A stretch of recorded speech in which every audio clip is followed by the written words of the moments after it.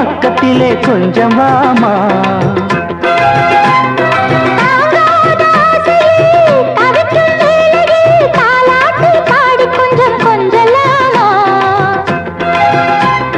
சேலை கட்டும் நந்தவனம் நீயா செம்பருத்தி பூவுக்கு நீ தாயா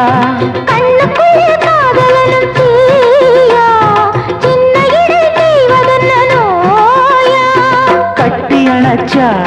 முத்தம் பதிச்சா நோய் முழுக்க தீர்ந்து விடும் வாமா